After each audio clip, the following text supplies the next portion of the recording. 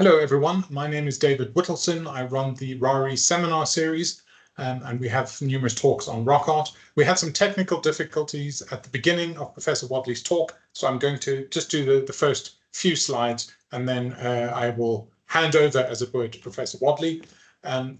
Professor Wadley is very well known, a very important figure in Southern African archaeology and indeed archaeology globally. She's made significant contributions to Middle Stone Age and later Stone Age in research in a number of ways. The talk was focusing on new work with the rock art of the Waterberg in the northern parts of South Africa, and this is work that she is doing in collaboration with Gilrain Lauer. The area formerly was thought to be not particularly rich in rock art sites. There's a letter from Van Rietlo in 1945, who was then the director of the Archaeological Survey, that notes that the area had 5 rock art sites on record for the Waterberg. And he said, so the area you see is not particularly rich. Professor Wadley points out that this is actually not the case. And many, many more sites have been found, including a number by Professor Wadley and her team. The red dot that you can see on the map is a new site that was recently discovered after this map was made. Professor Wadley points out that the distribution of rock art sites in this area is along 3 major river corridors in the Waterberg, and new sites are now regularly reported. So it's an exciting, growing area of research. The first written record of Waterberg rock art was made on the 1st of August in 1895 by a missionary at the site called Pusumpe. And he said this wonderful place in the high lonely mountain was once a place of prayer for them.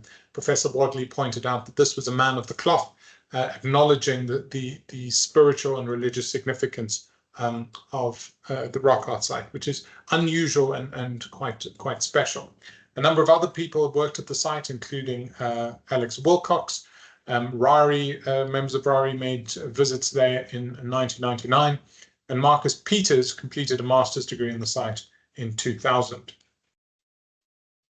Walter Battis also visited the Waterberg. He didn't make tracings, but he did do some copies. And this is one that he put in the Star in 1947. Unfortunately, he got the painting reversed, and you'll be seeing it in its correct form a bit later. Revel Mason also visited the Waterberg, and he went to Masebi, which is one of the few sites that's open to the public today. And Revel was fascinated by the large formling that stretches about 10 meters across the site. And he wrote in his notebook that he wanted to make a plan to trace it. And when I visited it there for the first time a few years ago, I noticed that the scaffolding that he made is still lying in the cave, which is a rather nice historical touch. So Revel traced the site and then published it in the Star as this huge site that he called a sort of Picasso look-alike. He saw it as an abstract painting. I'll be talking about formlings a little bit later with a slightly different interpretation. Then Ben Smith made surveys in the Waterberg when he was still working for RARI, and he published on Northern Sotho and on herder art. And later in 2000, Gilrain wrote her master's dissertation on the Waterberg posture that we'll also be talking about a bit later. I thought, though, that I should give you a little bit of the background to the archaeology of the Waterberg as we know it now, because that gives a bearing to some of the interpretations that we're going to make about the rock art and sets the scene for what we're going to talk about. So Maria van der Rest did some excavations in this area. I've excavated further over in the west, and Revel Mason excavated Olieboomspoort, Maria van der Rest excavated there, and now Vel is also excavating that site. So let's have a quick look at what those sites are telling us about. So Olieboomspoort has a long sequence that stretches from the early Stone Age, greater than 300,000 years ago. There's Middle Stone Age there, and they have a date of 150,000 for their Middle Stone Age. There's also later Stone Age, and little bits and pieces of Iron Age too, as well as Bambata pottery. And the Bambata pottery, some archaeologists think, may have been made by the herders. And Wim Beamont did a study of that Bambata pottery. It's the largest South African collection of Bambata. And inside many of the sherds, which are up against the back wall where the paintings are, there's red ochre. And I think that's quite telling and really worth study for people in the future. Then one of the sites that I excavated is called Woodstock Rocks on Kaingo. It's a cliff site on the platform there. Many things have fallen over the edge onto another platform down below and have become consolidated in ferrocrete. And these are early Stone Age deposits and tools. Oops, sorry. And we were able to do some paleomagnetic studies on the ferrocrete down next to the river, where there are early Stone Age tools embedded in the ferrocrete. And the date that came out of that is between 1 million and 780,000 years ago, based on the fact that we have reversed polarity in that ferrocrete. So we know that the Waterberg was occupied really a very long time ago. And then again in the Middle Stone Age, so the site Red Balloon Rock Shelter, which I also excavated in the Western Waterberg, revealed dates of between 110,000 years ago and about 92,000 years ago. And we called it Red Balloon, not to be frivolous, but because the owners didn't want the farm name revealed, and because the red balloon plant, Erythrophysa, grows in front of the cave. Then, curiously, there's a very long hiatus to the later Stone Age. So we don't get any other deposits in any of the sites that we've excavated up until about 2,000 years ago, although there's the occasional sort of freak date that doesn't occur with any particular occupation. So Kaingo Sheep Rock Shelter is one of those later Stone Age sites. And there I got dates, a strange date of just 4,000 on bedrock with nothing there.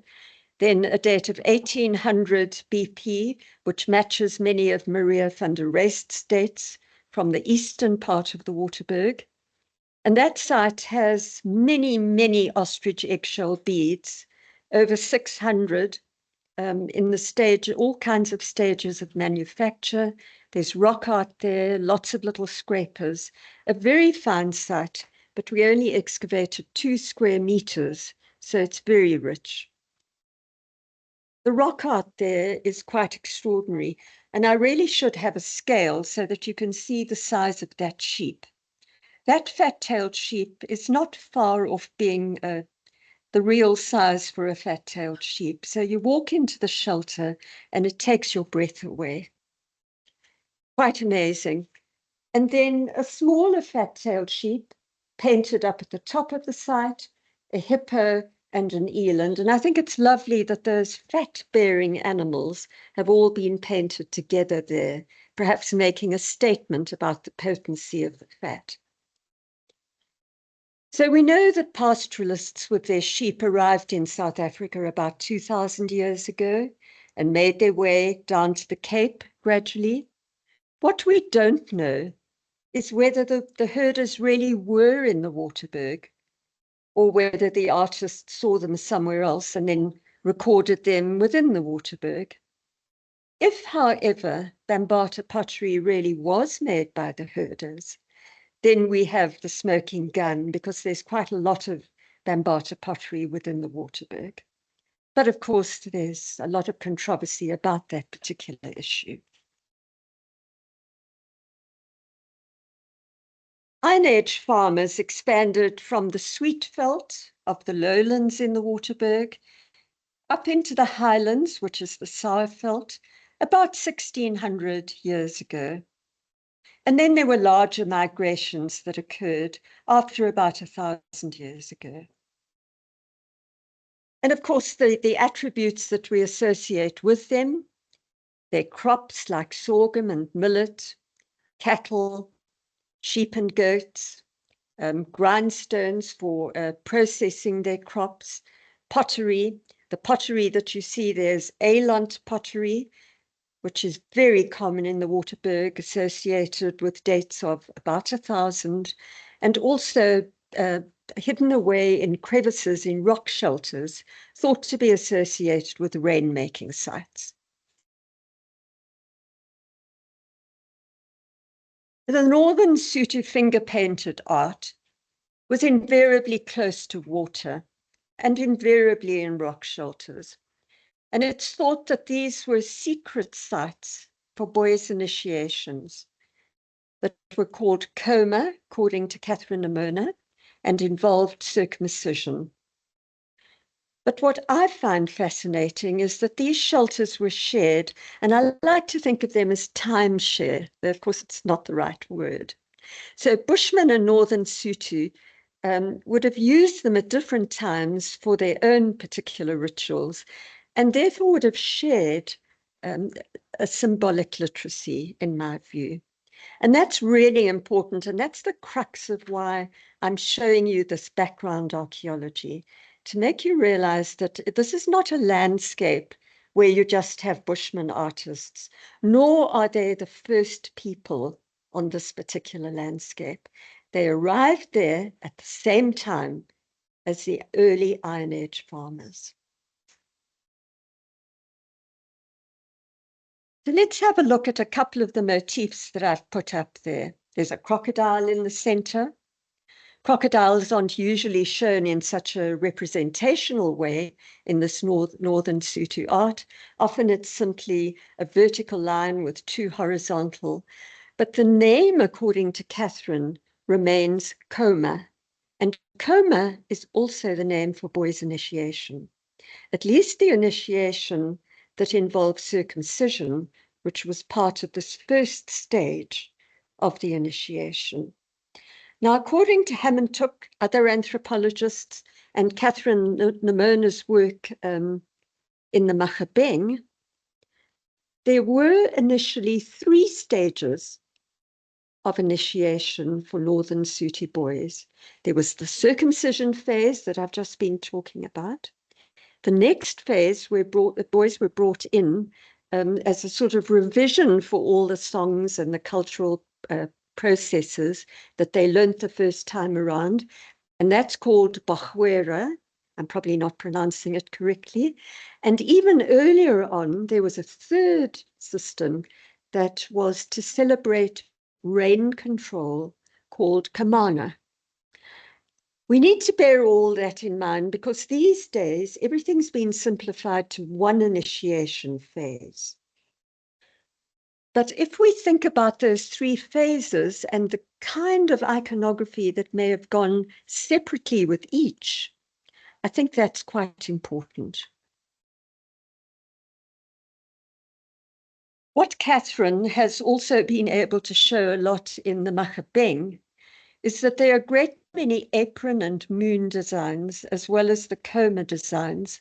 And she points out that we're probably dealing with female as well as male ceremonies, and that they may have shared many of the motifs that we see and have previously associated only with male ceremonies. But the apron designs are extremely rare in the Waterberg. I wonder whether this might be a chronological issue, because the Machabeng also has a lot of colonial type art represented there, and we haven't seen any of that in the Waterberg. But here in Masebi, the same site that Rebel Mason traced that large formling, on the ceiling really rather hidden away, is this motif, which is likely to be an apron, and close to it, the round symbol that may be a moon. And looking at the map, you can see that Machabeng and Msebi are not more than 50 kilometers apart, and that the river would have been a nice corridor for people to travel down from one to the other.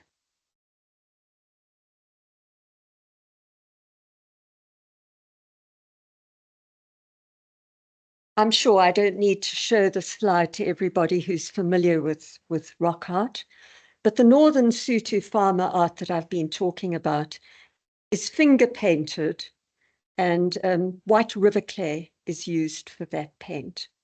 And generally speaking, the animals, they are so formless that one cannot tell what they are, unless they're giraffe and they have a very long neck. And there are some designs like this one here, designs that could fit with many of the motifs that Catherine and Ed Eastwood and others showed in the Machabeng. But some archaeologists like Wim Beemont think that these may be shield designs. And the second initiation phase, when boys came together for Bachwera, was often to get the regiment together. So that kind of iconography wouldn't be out of place. And then, of course, Bushman art is the fine line brushwork using paint with ochre, other iron oxides, and all kinds of binders. And the most common antelope in the Waterberg is not the eland, as it is in the Drakensberg and in many other places in South Africa, but rather the hartebeest.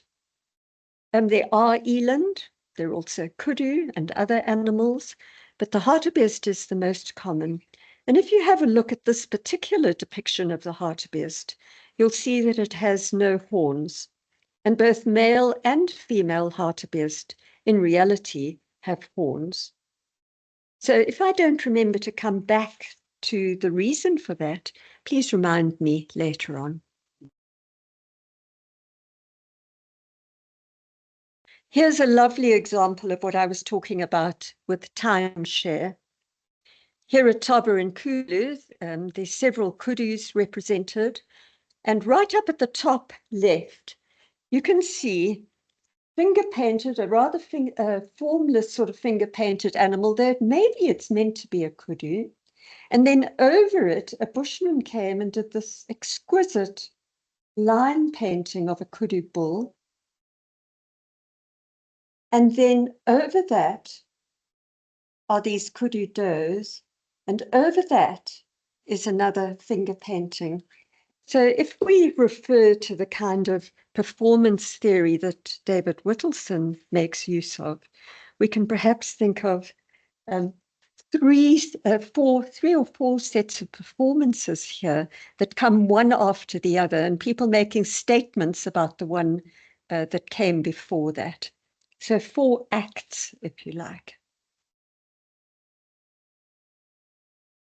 Oops, sorry. So what makes the archaeology of the Waterberg unusual? I've already pointed most of that out. The excavations demonstrate the Bushmen were not the first people in the Waterberg, that likely they came into the high Waterberg at the same time as the early farmers.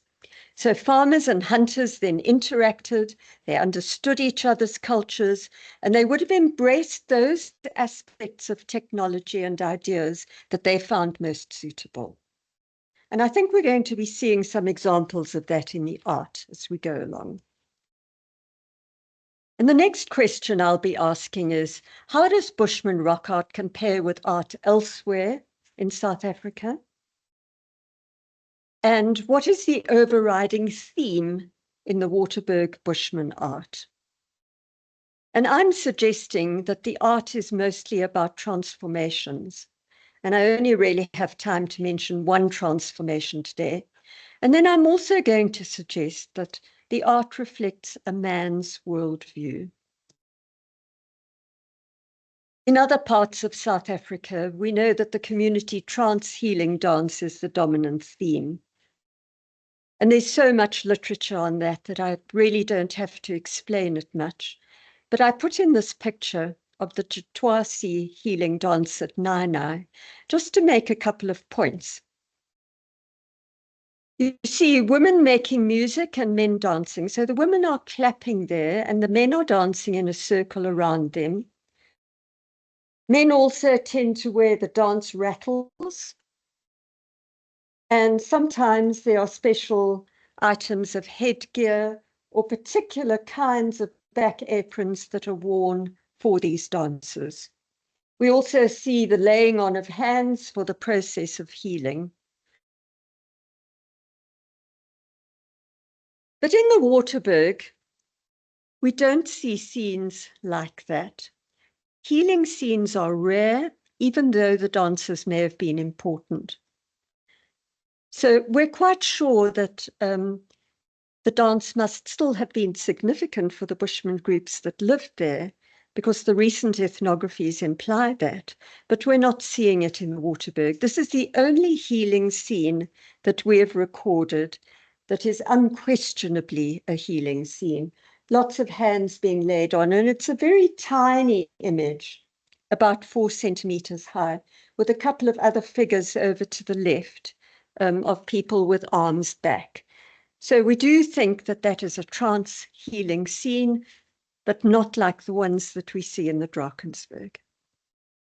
Yet, if we look at the literature, if we look at David Lewis Williams' literature on this, and he talks about nuggets that indicate aspects of the healing dance, we can see that the Waterberg artists chose to paint altered states of consciousness, but in contexts other than the community healing dance. So we have these little nuggets like arms reaching out. By the way, this man is not bleeding from the nose, which is what I first thought when I saw it. There's some other figures that are painted behind him. And then there are little vignettes like this, a feline on the prowl. See it here, going between what might be shelters. And here we see that possibly the feline is disappearing into the rock. So we have to ask a question, is this a metaphor perhaps for the missing shaman that we're not seeing in the rock art? Perhaps. And I think there are many examples of metaphorical motifs in the rock art here. But Waterberg motifs emphasize hunting and animals. Here are a few examples of hunting, and many of these hunters are really in extremely animated postures. So you can see how they're running hard up at the top there, and then down below, a little figure like that, and this one shooting a crescent-shaped arrow, and so on, and this wonderful headdress here.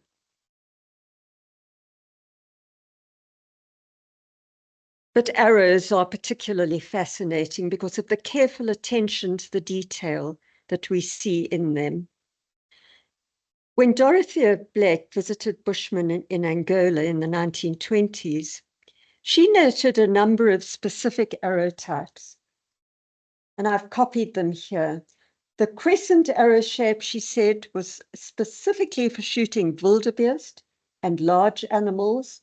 This was for little animals like deer. This one was poisoned, and so on. So each arrow type was for a specific target. And when you have a look at what I've illustrated from the Waterberg rock art here, you can see that there are several different types. Here's the crescent up at the top, and a barb type of arrow, a crescent with barbs here. Notice the large lump of adhesive on these arrows and the ones over here, and the fact that they're attached to a link shaft, as they are here, and down here as well. So great attention to detail when the people were painting their arrows, not so much attention with the people paintings themselves. And that's interesting. So the statement being made is that we really have to look very carefully at these arrows to try to understand what they're saying. The ones down at the bottom, I think, look rather like the metal ones that are used in the Kalahari today, whereas this initial shaft is attached to the tiny head, whereas those are lance-shaped ones that are attached to a loose link shaft there.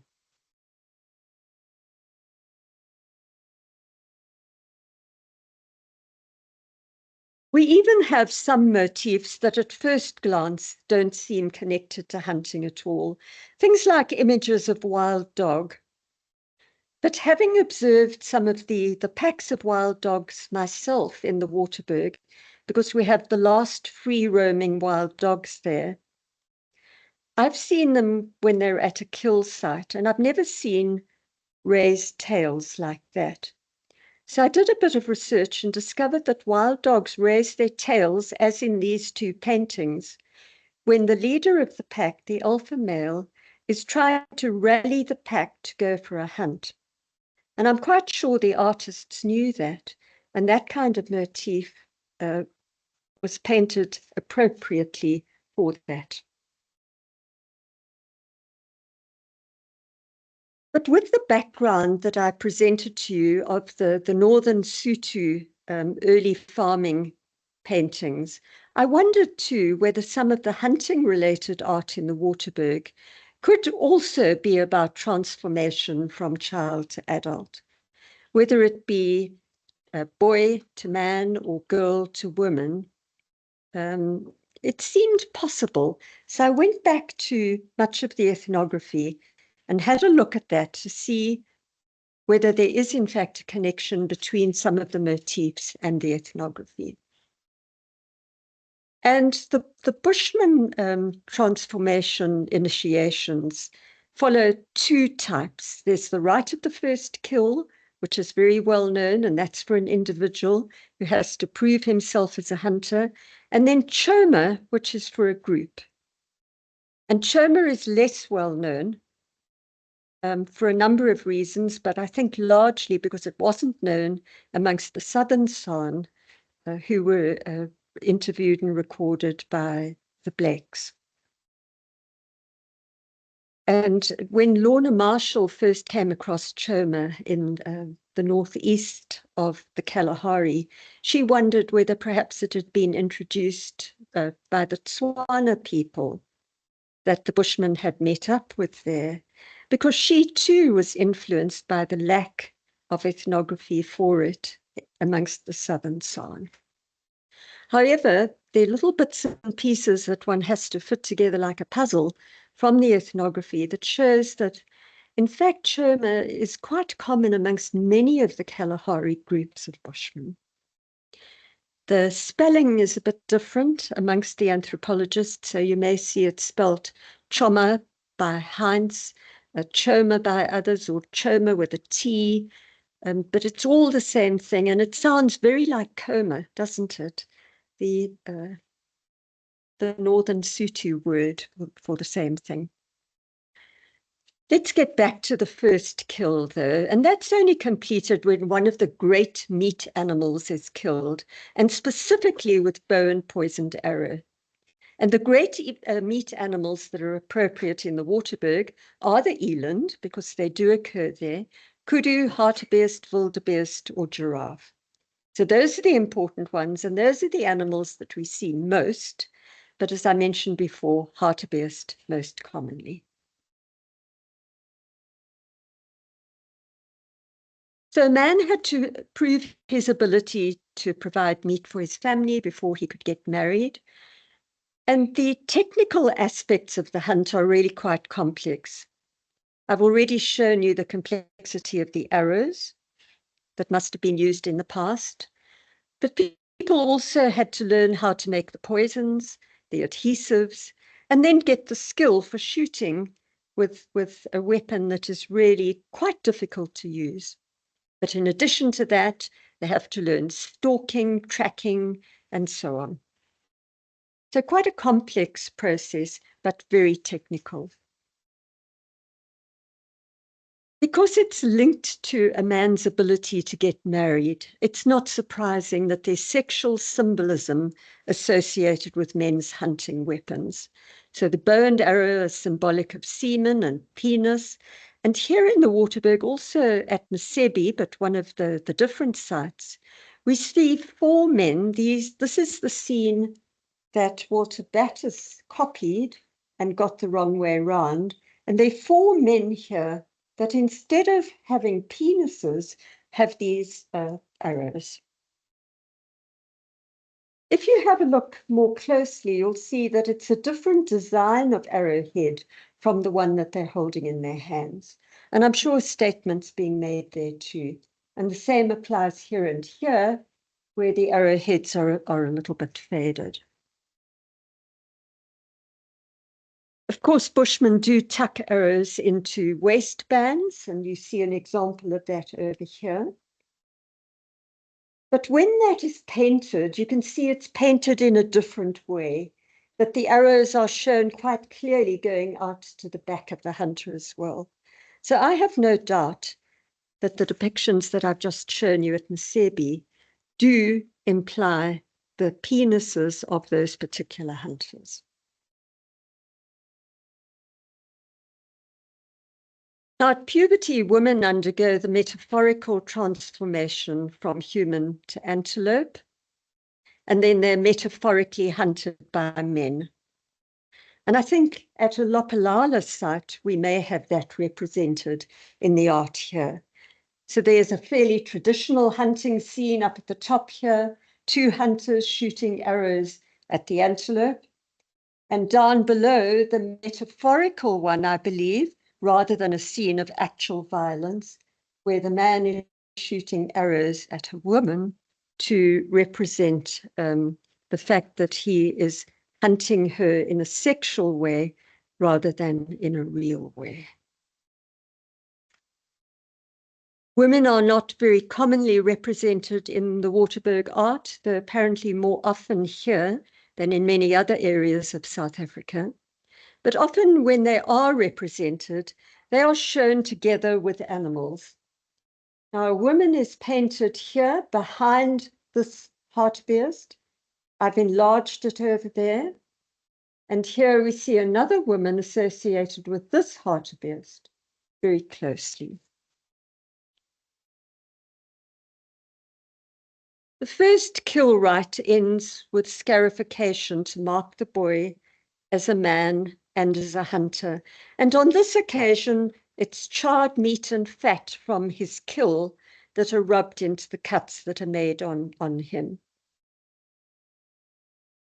Again, if we think back to the way that David Whittleson refers to, dramatic performances, you can think about the whole sensory experience that the boys would have had there. The smell of the burning or cooking fat when they bring the kill back into camp. The women grind the fragrant herbs and scatter them about and sing their praises. There's a whole dramatic performance that goes with that. The pain of having the scarification. And those scarifications are little horizontal lines that are made in various places on the boy's body and his face, depending on whether he's killed a male or a female animal. So left is associated with the female animal, right with the male. The first kill demonstrates technical skill, but there's so much more to learn.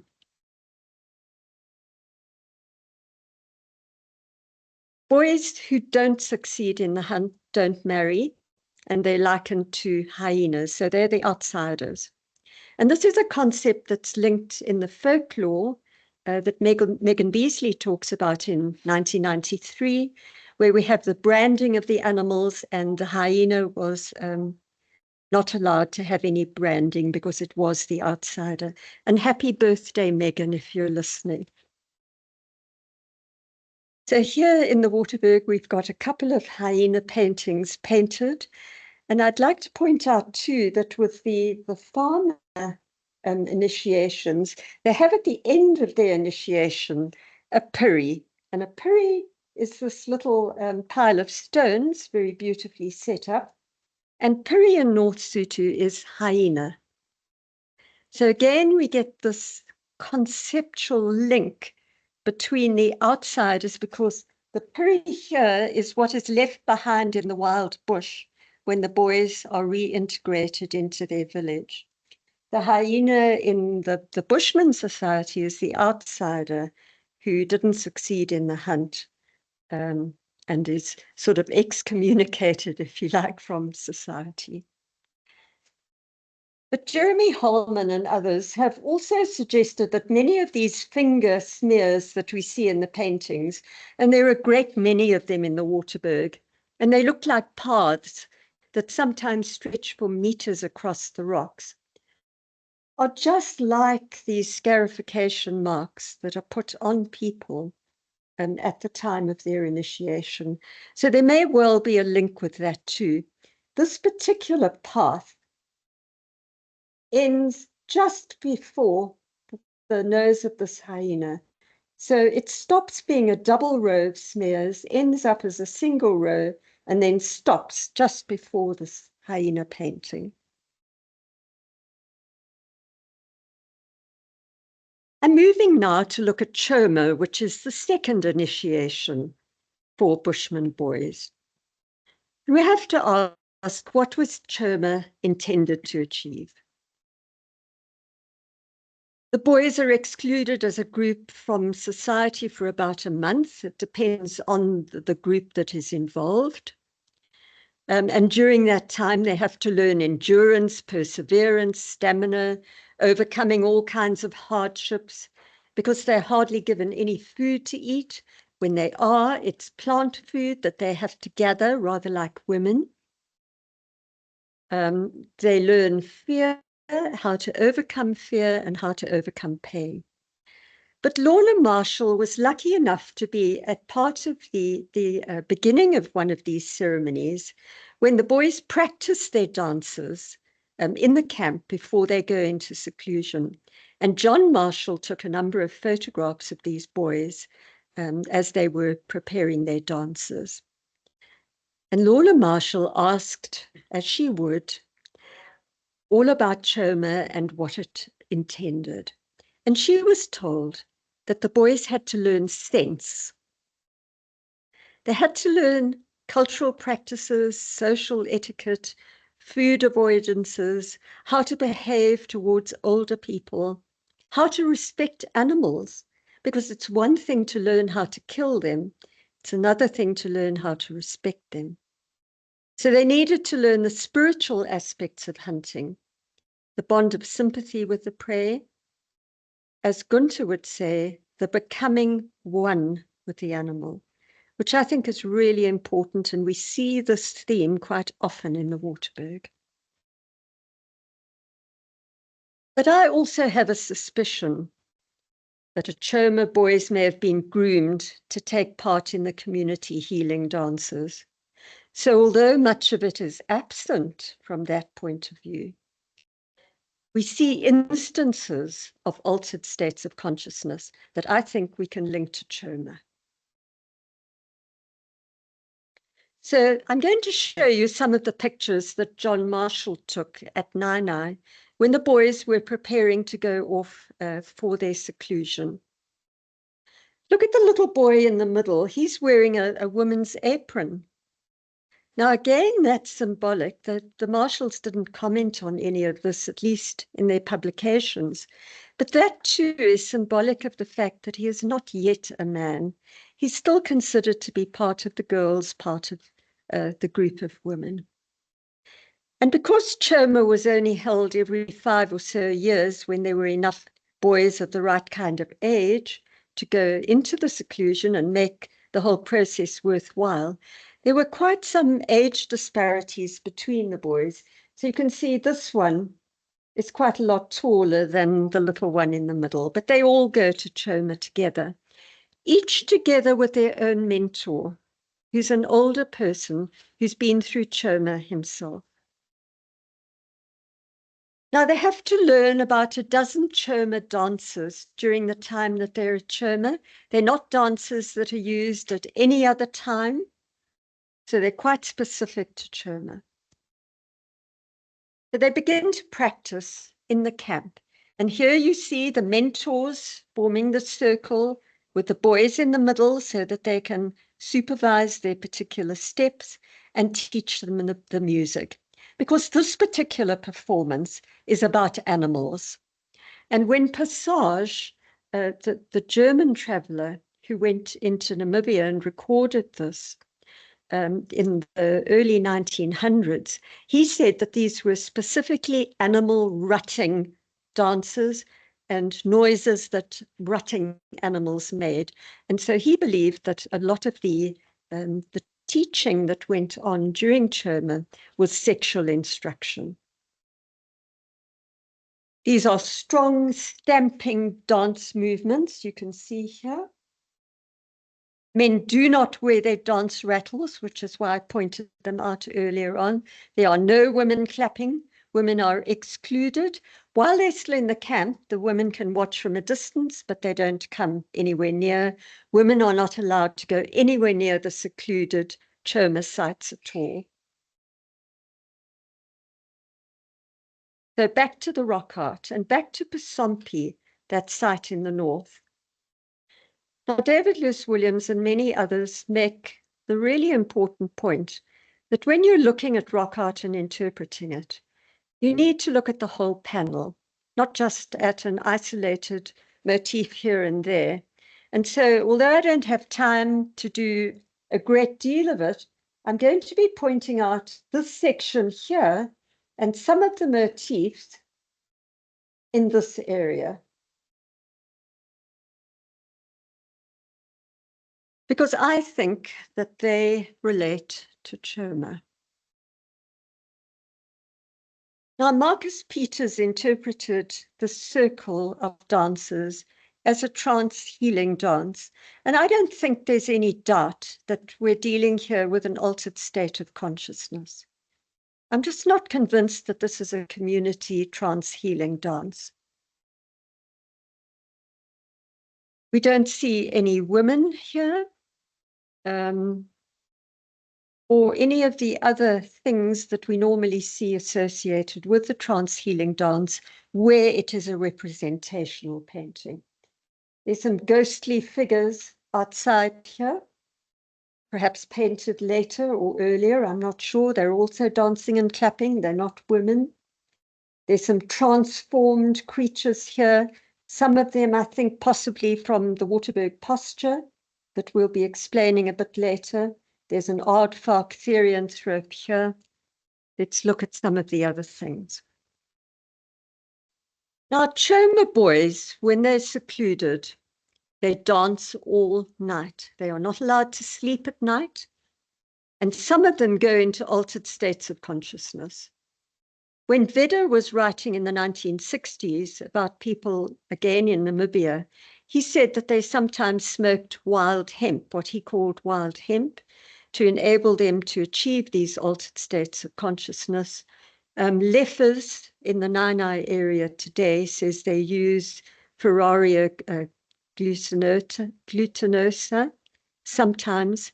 But I think, given that the boys were kept short of food, very little water, and made to dance all night, the chances are they could easily achieve states of altered consciousness without any need for drugs at all. So it does look as though these young men are in a state of altered consciousness. Now, while the boys were dancing and secluded here, they heard terrifying sounds in the night, and they were told that that was a creature seeking their blood. And I wonder whether this painting slightly to the right of that Choma circle could be the kind of monster that the boys were fearing, that they heard screeching in the dark night. On the last night of Choma, the boys were scarified, and this time they were scarified with something different. They didn't know what it was, and they had a piece of wood rubbed against them that they were told was the tongue of this monster trying to lick their blood. Okay. To cut that short, they then go out into the dark night to meet the creature, and what do they find? So here are our Waterberg posture figures, and below them, 4 high-stepping men. To look a little more closely here with the D stretch, These men are whirling bull roarers, and bull roarers are apparently the great secret, the great mystery of Choma. And Heinz, who was initiated with some Bushman boys, revealed that, but of course Lorna Marshall did as well. So according to Bushman, it's only at this time of initiation when the bull roarers are used and then they're put away. But in farming societies amongst the Ambo, for example, in Namibia, these are used as rain-making instruments too. Here's another bull roarer. But it was the bull roarer wood that was charred and used for the Choma tattoos in Nainai. And so rather in the same way that the animal products are used for the scarification in the hunt, which is so important, here where they're learning more spiritual things, and the secret is about the bull roarer, it's the bull roarer wood that is used as their scarification medium. This is what the bull roarers look like. I'm having to move along now. Sometimes the mentors at Choma would wear these bird beaks around their heads, and Gentz recorded that the grand doctor at some of the trans-community dances would also wear a bird beak headdress like this. And I think that painting that we have at Kaingo is reflecting a bird beak headdress too, with the bottom part of the beak. I quickly want to mention the Waterberg posture, because this is what Gilrain has done a lot of work on. There are a lot of these Waterberg posture males in the Waterberg, and they have in common the stylized profile. They're often in processions. What they always have is a peg head, so hardly any head at all. Tiny short arms, sometimes one, mostly one, sometimes two, exaggerated genitalia. They don't carry bows and arrows. The posture may imply an altered state of consciousness. And these are boys, I think, young men who've reached puberty, but they're not yet men. And in Lorna Marshall's terminology, they have not yet achieved sense. And if you haven't achieved sense, you've got a very small brain, right? Okay. So to come back to Pasompi and this image that I showed you before, there's an aardvark therianthrope down there. And the aardvark is one of the animals that has to be avoided by the Choma boys for at least a year afterwards. So this may well be another one of the motifs that is telling us about Choma at the site. Something else that these boys have to learn at Choma is to become one with an animal. And again, this is a theme that Gunther talks about so much. If you look at this site on the Groot Rivier, at first glance, it doesn't look like anything other than a kudu with a hunter. If you look up closely, look at the way the artist has painted a young person with buttocks there and a back apron as part of the leg with outstretched arms, reaching out to another animal, becoming one with the animal. And we see it again here, less clearly, where a Waterberg posture figure is painted over a hartebeest head, a very large hartebeest head. We get a lot of this kind of imagery in the Waterberg. So very quickly, have I got 5 minutes? Because animals and animal products are so cognitively linked, particularly with men and the hunters, and men make the skin clothing, the bags and karosses, the transformation that we see from boy to man, from girl to woman, is marked by wearing new leather clothing. If you look at this little girl down at the bottom, again, one of the Marshall images, she's just had her first puberty ceremony and she's wearing new garments made out of leather, made by men, decorated by women. It's the same in the farming community. They will burn all their old child clothes as they leave the initiation site, create the puri, and go off back into their communities. We also know from the mythology, for example, the transformation can take place in leather bags or carrosses. We see that in the myths, that animals can reconstitute themselves, people can change form. And that's a particular thing that tricksters do. And that's something that I'm going to talk about in the book quite a lot. But climbing into a kaross can be a way of becoming one with an animal. And I think that Vibeke spoke about this very nicely when she used the term, the embeddedness of clothing. So by getting into the leather garment, you can become one with the animal in a different sense. Let's look again at some photos from the Marshall expedition. I'd like you to have a look at the way that these karosses have folds and scallops, and that they've been decorated with designs. And then if we go to some of the formlings in the Waterberg, have a look at the way that they have scallops.